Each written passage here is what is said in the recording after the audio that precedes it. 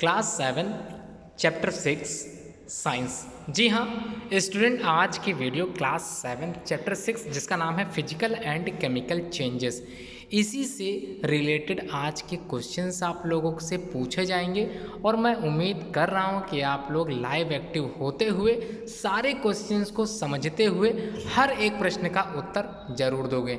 जी हाँ, क्वेश्चन आप लोगों से जो भी पूछे जाएंगे वो इसी चैप्टर से रिलेटेड होंगे। जी हाँ, और मैं उम्मीद करता हूँ कि आप लोग आंसर जरूर देते चलें। कई स्टूडेंट समझते हैं फिर उसके बाद अपने उत्तर को सामने रखते हैं, कमेंट बॉक्स में लिखते हैं, जो कि सबसे अच्छी बात है। चलिए स्टार्ट करते हैं और एक एक क्वेश्चंस को अच्छे से समझते हैं। सबसे पहले स्टूडेंट आप लोगों को करना क्या है, चैनल अगर आप लोगों ने सब्सक्राइब नहीं किया है तो सबसे पहले चैनल को सब्सक्राइब जरूर कर लें। चैनल सब्सक्राइब करने के बाद बेल आइकन जो कि दिखाई दे रहा होगा आप लोगों को अपने स्क्रीन पे, उसको जरूर प्रेस कर दें सब्सक्राइब के बाद। जी हाँ, चलिए अब समझते हैं क्वेश्चन नंबर 1 से, और एंड तक जो भी यहाँ पर क्वेश्चंस पूछे जाएंगे मैं उम्मीद करता हूँ आप लोग हर एक क्वेश्चंस को अच्छे से समझते चलोगे। जी हाँ, चलिए स्टार्ट करते हैं। क्वेश्चन नंबर 1, जी हाँ 4 ऑप्शन के साथ ये क्वेश्चन नंबर 1 आप लोगों से पूछा जा रहा है, जिसमें पूछा गया है किस टाइप के केमिकल चेंज में या फिर फिजिकल चेंज में। दो तरह के चेंजेस आप लोगों ने अपने कोर्स में इसी चैप्टर से रिलेटेड पढ़ा होगा, एक होता है फिजिकल चेंज और दूसरा होता है केमिकल चेंज। जी हाँ, इसी से रिलेटेड आज का पहला क्वेश्चन है, किस type, in which type of change, किस प्रकार के चेंजेस में, किस प्रकार के परिवर्तन में a new substance is form. जी हाँ, क्वेश्चन क्या है, सिंपली पूछा गया है फिजिकल चेंज या केमिकल चेंज, इन दोनों में से कौन सा चेंज ऐसा होता है जिसके बाद कुछ ना कुछ नया पदार्थ बनता है। जी हाँ, न्यू प्रोडक्ट फॉर्म्ड होता है विद अ न्यू वैरायटी। जी हाँ, आप लोगों ने पढ़ा था फिजिकल चेंज ऐसे चेंजेस होते हैं जिसमें क्या कोई भी पदार्थ नया नहीं बनता है, वही पुराना पदार्थ सिर्फ अपने नेचर को बदल देता है, ऐसा कुछ आप लोगों ने पढ़ा था। केमिकल चेंज में आप लोगों ने पढ़ा था कि ऐसी चेंजेस जिसमें जो है परिवर्तन होने के बाद एक नया प्रोडक्ट बनता है, ऐसा आप लोगों ने अगर पढ़ा था तो आंसर आप लोग दे सकते हैं बहुत सही तरीके से। बता दूं, पहला ऑप्शन है इन अ फिजिकल चेंज, क्या नया पदार्थ बनेगा, न्यू प्रोडक्ट बनेगा। सेकंड है इन केमिकल चेंज, जी हाँ केमिकल चेंज, क्या ये आंसर आप लोग सही बताओगे। या फिर थर्ड ऑप्शन सी, दोनों में ही नया पदार्थ बनता है। अगर आप ये लगाना चाहो तो लगा सकते हो, लेकिन अगर आपने पढ़ा होगा ढंग से सही तरीके से तो आपको ज्ञात होगा कि केमिकल सब्सटेंस में हम लोगों ने नया पदार्थ बनते हुए देखा था। जी हाँ, अगर आपने आंसर लगाया है बी तो बता दूं आपका आंसर बिल्कुल सही है। In a chemical change there is a new product form. चलिए अब हम लोग बात करने वाले हैं अपने अगले प्रश्न की। क्या कहा गया है देखते हैं। Question number 2, which among of the following is a physical change.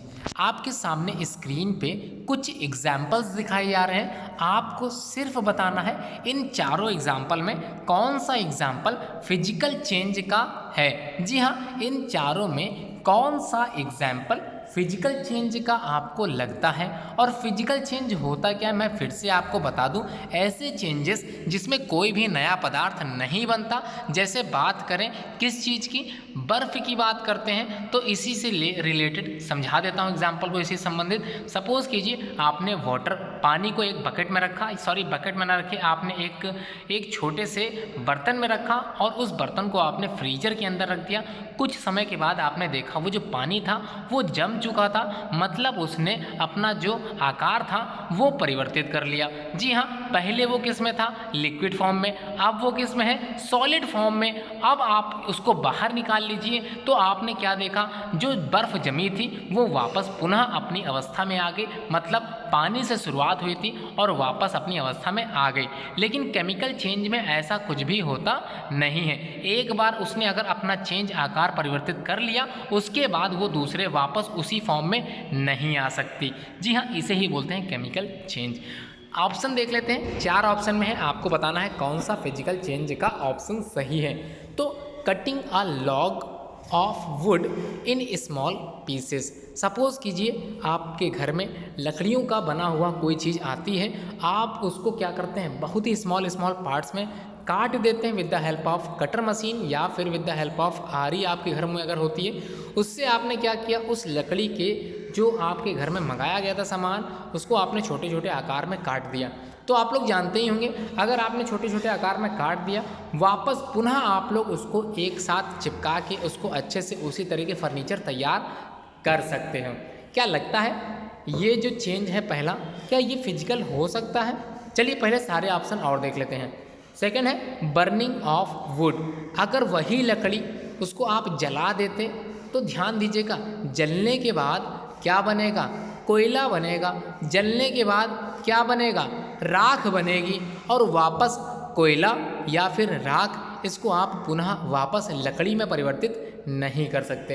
तो एक तरह का ये कौन सा चेंज होगा, केमिकल चेंज होगा। थर्ड देखते हैं, थर्ड जो कि सी है, रिपनिंग ऑफ फ्रूट। तो रिपनिंग का मतलब होता है पक जाना। अब फ्रूट जो होते हैं, फल जो होते हैं, एक बार पकने के बाद दोबारा वो कच्ची अवस्था में नहीं जा सकते, अब वापस अवस्था में चेंज नहीं हो पाते, इसलिए ये भी क्या है, एक केमिकल चेंज है। तीसरा देखते हैं कुकिंग ऑफ फूड। तो भोजन को पकाने के बाद, चावल को पकाने के बाद, दाल को पकाने के बाद क्या आप वापस उस दाल को कच्ची कर पाओगे? बिल्कुल नहीं। तो आंसर आप लोग समझ गए होंगे, फिजिकल चेंज कौन सा था इसमें सबसे ऊपर, ए ऑप्शन अगर आपने लगाया है तो आपका आंसर बिल्कुल सही है, बिल्कुल सही उत्तर देते चल रहे हैं, ये अच्छी बात है, आप लोग समझते चल रहे हैं, बहुत अच्छी बात है। चलिए अब हम लोग बात करते हैं अगले नेक्स्ट पार्ट की, नेक्स्ट क्वेश्चन की। क्या है क्वेश्चन नंबर 3, जिसमें आप लोगों से सिंपली पूछा गया which one of the following, इन चारों ऑप्शन में कौन सा ऑप्शन एक केमिकल चेंज का हो सकता है। तो केमिकल चेंज का मतलब फिर से मैं बता दूं, केमिकल चेंज ऐसा चेंज होता है जो एक बार अपनी अवस्था परिवर्तित करने के बाद, एक बार अपना मैटर चेंज करने के बाद, एक बार अपना नेचर चेंज करने के बाद वापस अपनी अवस्था में कभी भी परिवर्तित नहीं होता। इसलिए ध्यान से आंसर लगाएं, जो चीज़ पुनः अपनी अवस्था में नहीं आ सकती वही चीज़ केमिकल चेंज कहलाती है। तो 4 ऑप्शन है, देखते हैं। पहला option bursting of a fire cracker. तो आप लोगों ने फुलझड़ियाँ जो आपने दिवाली के समय जलाई होंगी, क्या एक तरह का केमिकल चेंज हो सकता है, जलाने के बाद वापस वो पटाखा अपने स्थान पर आ सकता है? क्या ऐसा कुछ लगता है कि ये एक केमिकल चेंज हो सकता है? तो इसको समझने के लिए आपको दूसरा आंसर या दूसरा ऑप्शन भी पढ़ना होगा। जी हाँ, देखते हैं, कभी भी आंसर तुरंत मत लगाइए जब तक चारों ऑप्शन अच्छे से पढ़ ना लें। सेकेंड है जर्मिनेशन ऑफ सीड। एक बार बीज का अंकुरण हो गया तो वापस क्या बीज तैयार हो पाएगा? बिल्कुल भी नहीं। जी हाँ, जर्मिनेशन ऑफ सीड ये भी एक तरह की क्या है, केमिकल चेंज है। Bursting of A fire cracker ये भी एक क्या है, केमिकल चेंज है। जब 2 ऑप्शन एक जैसे ही चेंज के मिल जाएं तो आंसर ऑल ऑफ दीज ही होता है। लेकिन कंफर्म करने के लिए सी ऑप्शन भी पढ़ लेते हैं। लिखा है कोल फॉर्मेशन, कोयला बनना या फिर कोयले का जो निर्माण हुआ है, कैसे हुआ है? लाखों वर्ष पहले आपने सुना होगा कि धरती पर उथल पुथल आई थी। जी हाँ, बिल्कुल सही सुना है। आज से कई हजार साल पहले, कई लाखों साल पहले धरती जिस प्रकार आज बनी हुई है इसी प्रकार से पहले बनी हुई थी। कई जीवधारी आज की तरह ही पहले बन चुके थे, लेकिन धरती पर उथल पुथल आने के बाद वो जो जीवधारी थे, कई तरह के बड़ी बड़ी वनस्पतियाँ थी, पेड़ पौधे थे, ये सब क्या हुए थे, धरती के नीचे समाहित हो गए थे, दब गए थे। और दबने के बाद एक टेम्परेचर और एक प्रेशर जो कि जनरेट होता है किसी मिट्टी के नीचे दबे हुए अवशेषों के ऊपर, इसी दबाव, इसी ताप के आधार पर नीचे क्या था, वो जिस जीवधारी दब गए थे उन्हीं से फॉसिल फ्यूल्स का निर्माण हुआ था। जी हाँ, जो पेट्रोल, डीजल, केरोसिन ऑयल और जो भी गैस आप यूज़ कर रहे हो, जी हाँ, वो इसी का ही अंश है। ठीक है, समझ में आ गई बात? तो यहाँ पर कह रहा है कोल फॉर्मेशन फ्रॉम बेरिड ट्रीज। तो अवशेष या फिर ऐसे पेड़ पौधे जो नीचे धरती के नीचे दबे हैं उनसे कोल फॉर्मेशन बना, कोयला बना, कोयले का निर्माण हुआ। क्या ये भी एक तरह की केमिकल प्रोसेस है? बिल्कुल सही है, ये भी एक तरह की केमिकल प्रोसेस है। इसका मतलब ये हुआ, इनमें से डी ऑप्शन, जिन बच्चों ने, जिन स्टूडेंट्स ने डी लगाया है, जो भी कैंडिडेट्स यहाँ पर आके लाइव वीडियो में एक्टिव रहते हैं, आंसर देते हैं, उनको बता दो कि आप लोग बहुत अच्छी जगह पे आए हुए हो। चैनल सब्सक्राइब किए हुए आपको इससे भी और इंटरेस्टिंग वीडियो आने वाली नोटिफिकेशन में मिलती जाएगी। जी हाँ, आंसर डी बिल्कुल सही है, all of this. Question number 4 चालू करते हैं। क्या पूछा गया है? सिंपली पूछा गया है विच इज़ अ मेथड, इनमें से कौन सा एक ऐसा मेथड है, एक ऐसा तरीका है जिससे हम लोग प्रिवेंट करते हैं, बचाव कर पाते हैं रस्ट। तो रस्ट का मतलब क्या है? जंग लगना।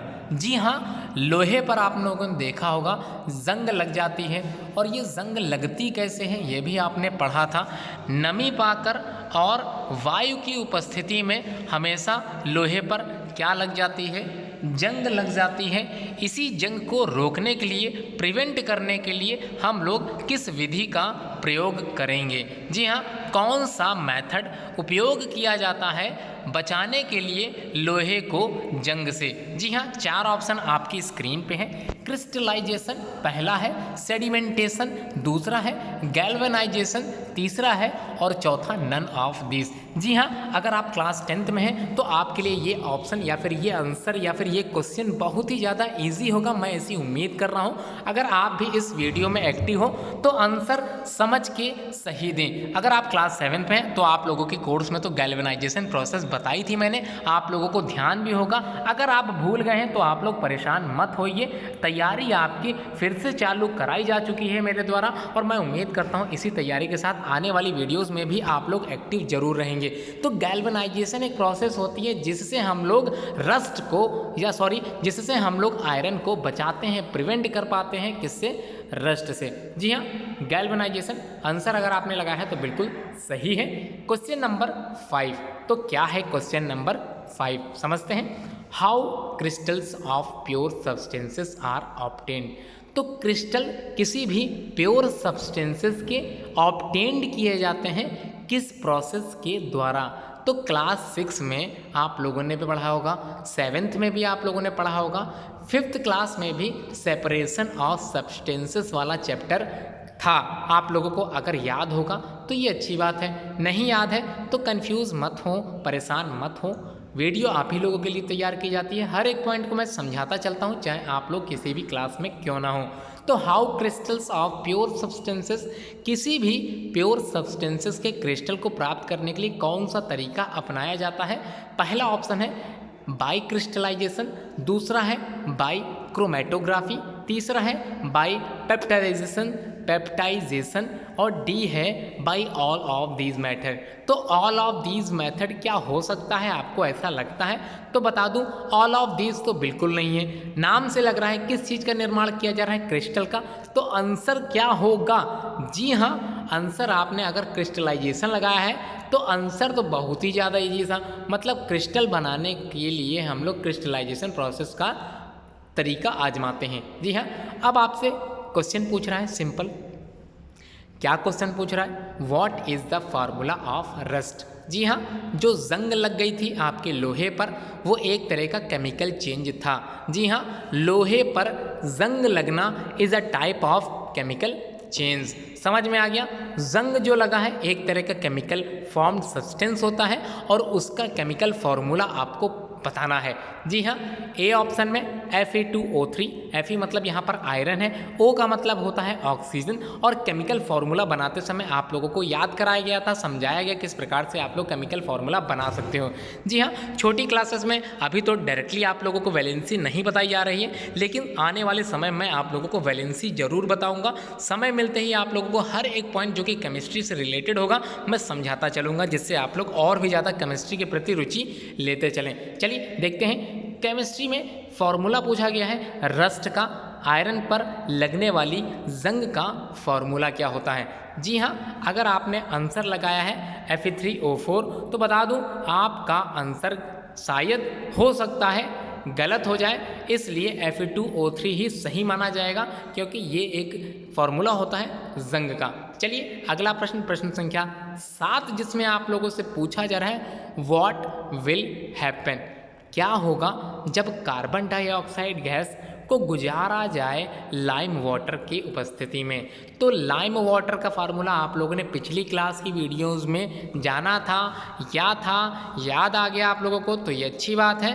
तो अगर कार्बन डाइऑक्साइड को गुजारा जाए लाइम वाटर की उपस्थिति में तो क्या चीज़ बनेगी? जी हाँ, क्या चीज़ बनेगी?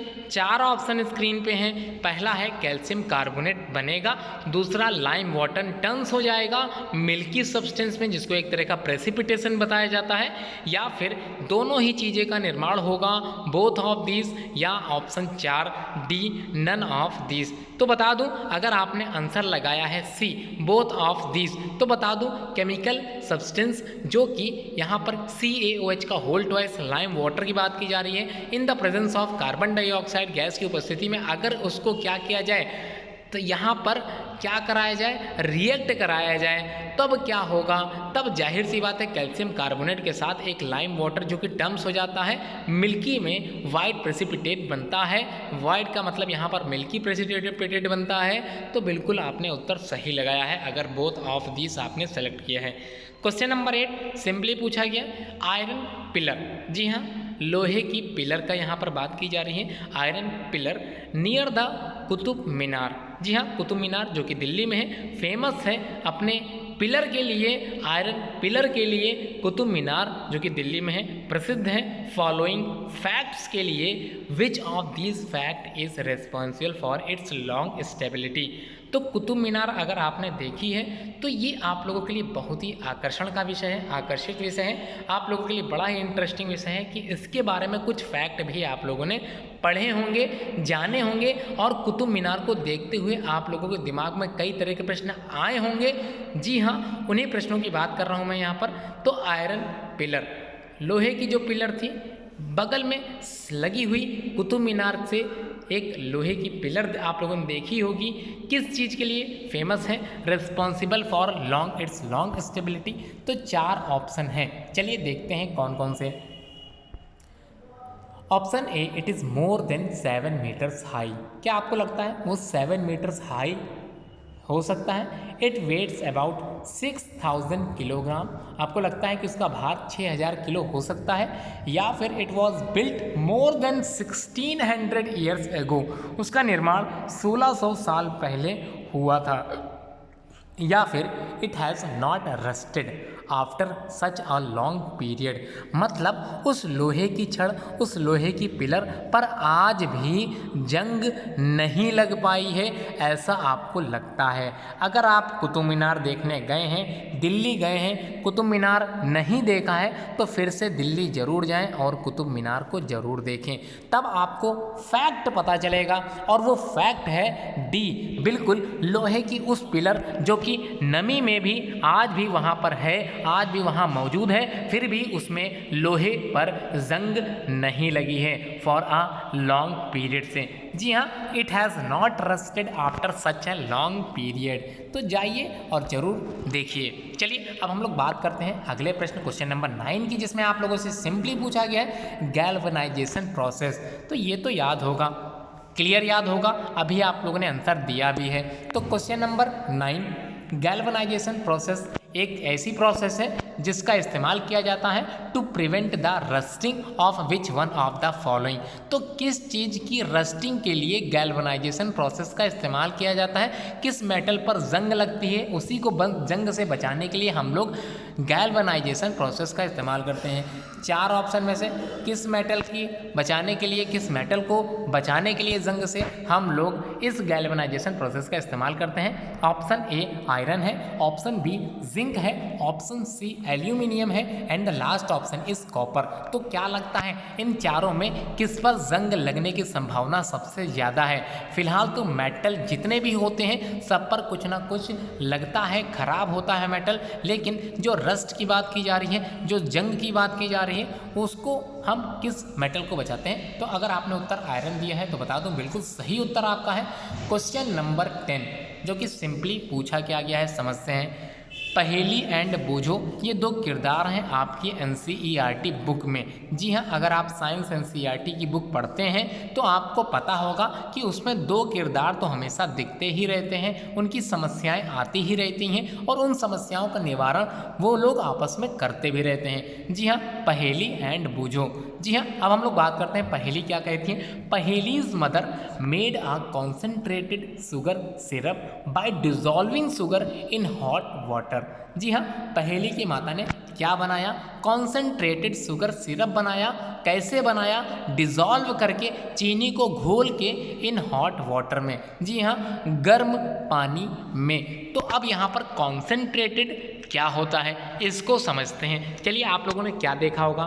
देखा होगा कि कभी कभी पानी में जब हम लोग चीनी घोलते हैं, घोलते चले जाते हैं, घोलते चले जाते हैं, घोलते चले जाते हैं, और एक समय ऐसा आता है कि उसमें चीनी मिलना बंद हो जाती है। जी हाँ, जिस समय चीनी मिलना बंद हो जाती है उस समय उस सॉल्यूशन को हम लोग बोलते हैं कॉन्सेंट्रेटेड सॉल्यूशन, जिसमें और भी चीनी ना घोली जा सके। मतलब इतना डार्क पेस्ट तैयार हो चुका है कि उसमें और पानी या और चीनी, सॉरी पानी कह रहा हूँ, उसमें और चीनी घोली नहीं जा सकती है। तो जो सॉल्यूशन तैयार हुआ वो एक तरह का कॉन्सेंट्रेटेड सॉल्यूशन था। तो ये पहेली की मदर ने बनाया। समझ में आ गया?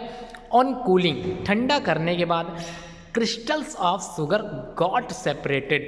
तो धीरे धीरे जब उसको ठंडा किया पहेली की मदर ने, उस गरम किया था उसने और कॉन्सेंट्रेटेड सिरप बनाया था, उसी चीनी को घोल के अचानक से ठंडा करने के बाद उसके कई तरह के क्रिस्टल्स बनने लगे थे। ये जो प्रोसेस थी ये इंडिकेट करती है किस चीज़ को?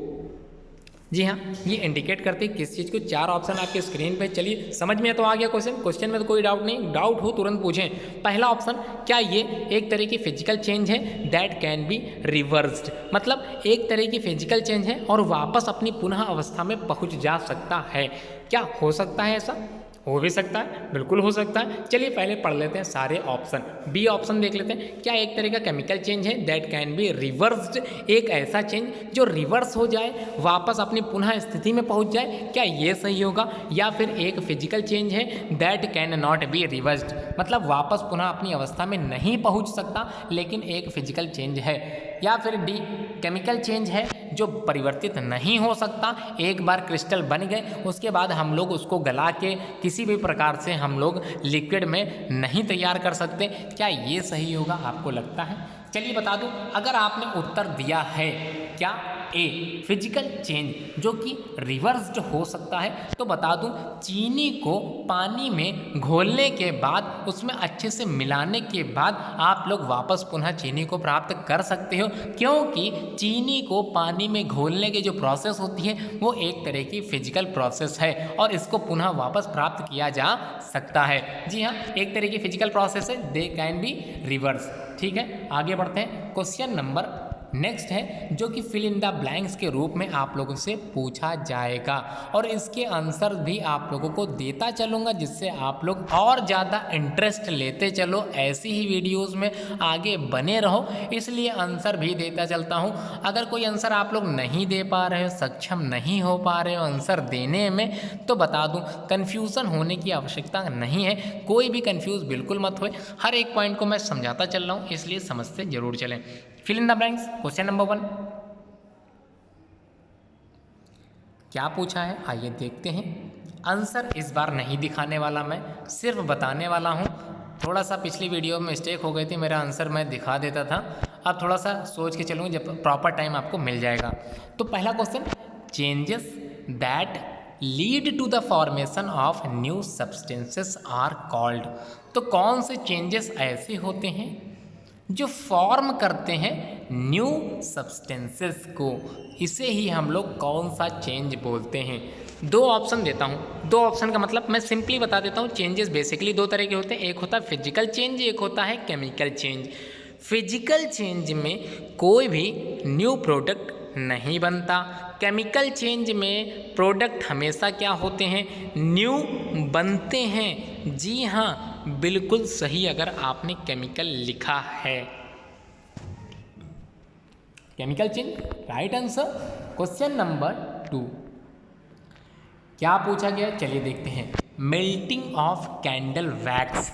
अगर आपने मोमबत्ती जलाई है तो आपको ज्ञात होगा मोमबत्ती जलाने के बाद मोमबत्ती पिघल जाती है और पिघलने के बाद उसका जो मोम होता है उससे हम लोग दोबारा पुनः से मोमबत्ती तैयार कर सकते हैं। तो आपको बताना है कि melting of candle wax is a change, एक तरह का चेंज होता है जो कि परिवर्तित होता है, बट इट्स बर्निंग इज आ किस प्रकार का चेंज है।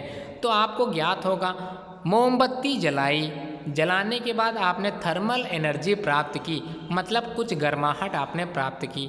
तो प्राप्त करने के बाद आप उसको फिजिकल चेंज के अंतर्गत मेज़र करोगे या फिर केमिकल चेंज के अंतर्गत।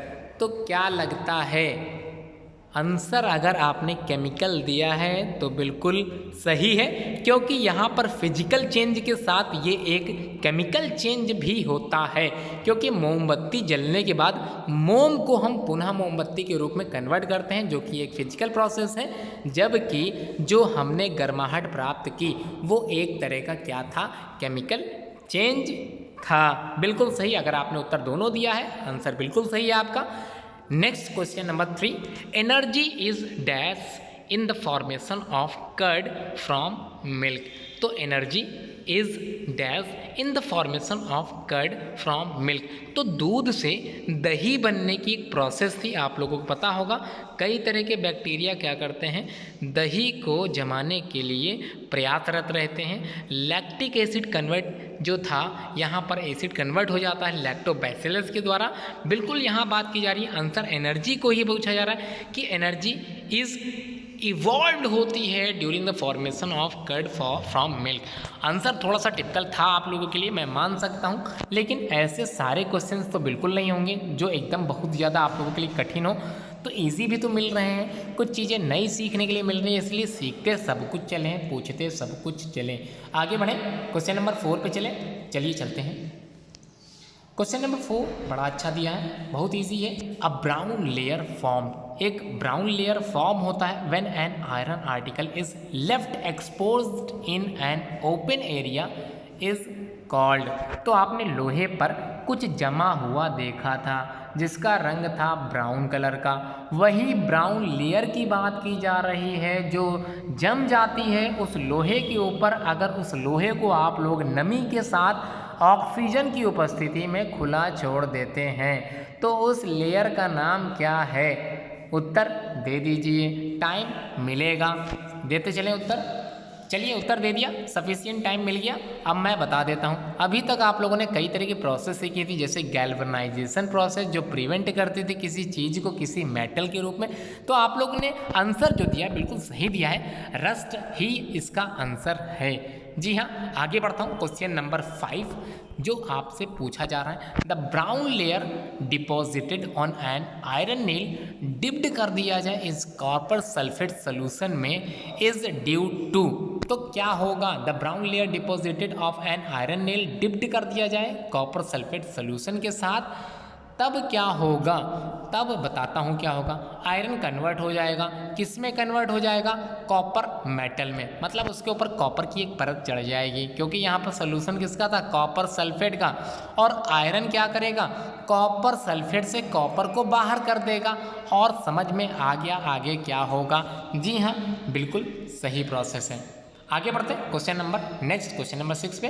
तो 6 में पूछा क्या गया, large crystals of pure substances are obtained by which process. तो आपको ज्ञात होगा, क्रिस्टल दे दिया गया है, तो क्रिस्टलाइजेशन एक प्रोसेस होती है जिसमें लार्ज क्रिस्टल्स को प्राप्त किया जाता है by the process of crystallisation. जी हाँ, कंफ्यूज मत हो, पढ़ते चले।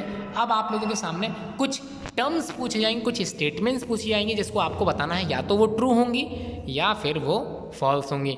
तो ट्रू या फॉल्स एक ही हो सकती है, इसलिए आंसर समझ के दें। पहला question, the cooking of rice. Rice मतलब चावल। चावल को जो पकाने की विधि होती है, क्या आपको लगता है कि वो एक फिजिकल चेंज है? क्या लगता है? फिजिकल चेंज होगा। अगर कोई चीज़ पक जाए तो फिजिकल चेंज होगी। क्या लगता है आंसर ट्रू है या फॉल्स है? तो बता दूं कि आंसर आपका जो आपने दिया है कि भोजन पकने के बाद पुनः कच्चा अवस्था में नहीं पहुंच सकता, एक तरह की ये कौन सी प्रोसेस है? आपको ज्ञात होगा कि ऐसी प्रोसेस जिसमें कोई नया पदार्थ वापस अपने पुराने पदार्थ की तरफ नहीं जा पाता, उसको बोलते हैं केमिकल चेंज। जबकि यहाँ पर क्या लिखा है? Physical change. तो स्टेटमेंट क्या होगी? फॉल्स होगी। जी हाँ, बिल्कुल फॉल्स होगी, क्योंकि आप लोगों ने जानकारी कर ही ली होगी। आगे बढ़ें, क्वेश्चन नंबर 2 पे चलते हैं। तो क्वेश्चन नंबर 2 में क्या पूछा गया, चलिए पढ़ते हैं। When you cut an apple, apple मतलब सेब। सेब को कभी आपने चाकू से काट के अलग रखा है? अगर रखा है तो आप लोगों के लिए ये क्वेश्चन ही बना है। चलिए जान लेते हैं। When you cut an apple with knife, तो चाकू से सेब काटने के बाद interaction between the apple and the knife take place. तो नाइफ किस चीज़ का बना था? स्टेनलेस स्टील का होगा या फिर किसका होगा? आयरन का होगा। जी हाँ, आयरन के चाकू से आपने एप्पल को काटा, तो उसके बाद आपने देखा कि जो एप्पल था कुछ समय खुला छोड़ने के बाद उसमें कोई कलर चेंज दिखा। जी हाँ, चेंज दिखा होगा। तो आपको क्या लगता है यहाँ पर जो interaction between the apple and the knife take place क्या होगा? बिल्कुल सही है, ट्रू है। एक इंटरेक्शन हुआ था जिसकी वजह से उस सेब का रंग बदल गया था। चलिए बात करते हैं क्वेश्चन नंबर 3 की, जिसमें आप लोगों से सिंपली पूछा गया है व्हेन कैटेचू। जी हाँ, कैटेचू मतलब जो कत्था होता है जो पान में इस्तेमाल किया जाता है, वो अप्लाई किया जाता है लाइम के ऊपर। जी हाँ, वाइल मेकिंग आ पान। जी हाँ, पान मतलब बैटल यहाँ बात की जा रही है। तो बैटल मतलब युद्ध वाला युद्ध नहीं है, ये पान वाला बैटल है। तो इसी में हम लोग क्या कर रहे हैं? कत्थे का इस्तेमाल कर रहे हैं। एक तरह की क्या केमिकल चेंज टेक्स प्लेस होगा? तो बता दूं कि यहाँ पर जो आपने कत्था इस्तेमाल किया था, केमिकल चेंज बिल्कुल होगा, क्योंकि दोनों ही क्या है? केमिकल सब्सटेंस ही हैं, और केमिकल सब्सटेंस आपस में मिलाने के बाद कोई ना कोई केमिकल रिएक्शन जरूर करते हैं, इसलिए यहाँ पर केमिकल चेंज होगा। चलिए आगे बढ़ें। Fourth question, eruption of volcanoes. ठीक है, वैल्केनोज के बारे में आप लोगों ने, ज्वालामुखियों के बारे में आप लोगों ने एसएसटी में कई तरह की जानकारी प्राप्त की होगी। यहाँ पर सिंपली पूछा गया है इज आ रिवर्सिबल चेंज, क्या एक प्रकार का ये रिवर्सिबल चेंज है? पुनः अपनी अवस्था में वापस चला जाता है, फिर से निकलता है, फिर वापस चला जाता है, क्या ऐसा कुछ है? तो बता दूँ ये बिल्कुल फॉल्स है। ठीक है, is not a reversible change, ये इरिवर्सिबल होता है। Volcanoes is a type of irreversible change होते हैं, जो कि कंडीशन दे दी गई है, स्टेटमेंट दी गई है, वो बिल्कुल क्या है? फॉल्स है। क्वेश्चन नंबर 5 क्या पूछा है समझते हैं। Formation of cloud. क्लाउड मतलब बादलों का निर्माण। तो आपने पता किया होगा बादल बनते हैं, क्या वापस फिर वो अपनी अवस्था में जाते हैं? क्या ऐसा कुछ है? तो बता दो बिल्कुल सही है। बादलों का जो निर्माण हो रहा है वो हो कैसे रहा है ये बता देता हूँ मैं। ट्रांसपोर्टेशन आप लोगों ने पढ़ा होगा, उसी में ट्रांसपीरेशन पढ़ा होगा। The loss of water in the form of water vapour. तो फोटोसिंथेसिस ये भी आप लोगों ने पढ़ा होता। तो क्या बन रहा है इसी के द्वारा? ट्रांसपीरेशन के द्वारा जो पानी वाष्प बनकर ऊपर जा रहा है, उसी से क्या बन रहा है? बादल बन रहा है। और बादल इज अ रिवर्सिबल चेंज होता है, वापस फिर पानी नीचे गिरेगा, नीचे गिरने के बाद वापस पानी फिर उस वाष्प बन के ऊपर जाएगा और बादलों का निर्माण करेगा। जी हाँ, बादल बनने की प्रोसेस एक तरह की रिवर्सिबल चेंज है। आपने अगर उत्तर ट्रू दिया है तो बिल्कुल सही उत्तर दिया है। चलिए 6 क्वेश्चन में चलते हैं। क्या पूछा गया? The salt. सॉल्ट मतलब नमक। इस नमक को हम लोगों ने कैसे प्राप्त किया था? तो ये नमक था कहाँ पे? समुंदर की लहरें आती हैं, और लहरें आने के बाद उस लहरों में, उस समुंदर के पानी में आप लोगों को पता होगा सॉल्ट मिले रहते हैं। उस सॉल्ट को बनाने के लिए हम लोग एक प्रोसेस का इस्तेमाल करते हैं जिसको बोलते हैं वाष्पन। जी हाँ, वाष्प बनाने के बाद ही हमको नमक प्राप्त होता है, क्योंकि वाटर की एक खासियत होती है कि पानी को उबालने के बाद वो अपनी अवस्था में परिवर्तन ला देती है, परिवर्तित हो जाती है। पानी गर्म करने के बाद वाष्प बनकर उड़ जाता है, और सॉल्ट कभी भी उड़ते नहीं हैं। जी हाँ, समुद्र का पानी आया, हमने स्टोर किया, स्टोर करने के बाद पानी वाष्प बनकर ऊपर उड़ गया, और बचा क्या? जी हाँ, नमक बचा। इस प्रोसेस को, जिसमें हम लोग इवेपोरेशन कर रहे थे, वेपराइजेशन का प्रोसेस का इस्तेमाल कर रहे थे, उसी प्रोसेस को बोलते हैं इवेपोरेशन। जी हाँ, बिल्कुल ट्रू है। यहाँ पर थोड़ा सा फॉल्स है, एक बार मैं क्वेश्चन पढ़ लेता हूँ। The salt obtained by evaporation is pure. तो बता दूं प्योर बिल्कुल भी नहीं होता। थोड़ा सा मिसप्रिंट हो गया, माफ़ कीजिएगा। मैं आपसे फिर से बता दूं, यहाँ पर प्योर शब्द लिखा हुआ है। जो भी सॉल्ट हमने प्राप्त किया था वो प्योर नहीं था, उसका बाद में क्या होता है? प्योरीफिकेशन होता है, उसके बाद ही हमको पुनः प्योर सॉल्ट घर तक हमारे पहुँच पाता है। तो कन्फ्यूज़ मत हो, फॉल्स लिखा है तो ये प्रश्न गलत नहीं है, बिल्कुल सही क्वेश्चन है, बस प्योर लिख के आ गया, इसलिए ये स्टेटमेंट फॉल्स है। ठीक है, बाकी सब कुछ सही है। इवेपोरेशन की प्रोसेस के बाद ही हमको नमक मिलता है, ये बिल्कुल सही था, लेकिन प्योर ये बिल्कुल गलत है। चलिए आगे बढ़ता हूँ क्वेश्चन नंबर 7 पे। तो क्वेश्चन नंबर 7 जिसमें आप लोगों से पूछा गया बोथ ऑक्सीजन एंड वाटर, ये दोनों ही आवश्यक हैं रस्टिंग के लिए।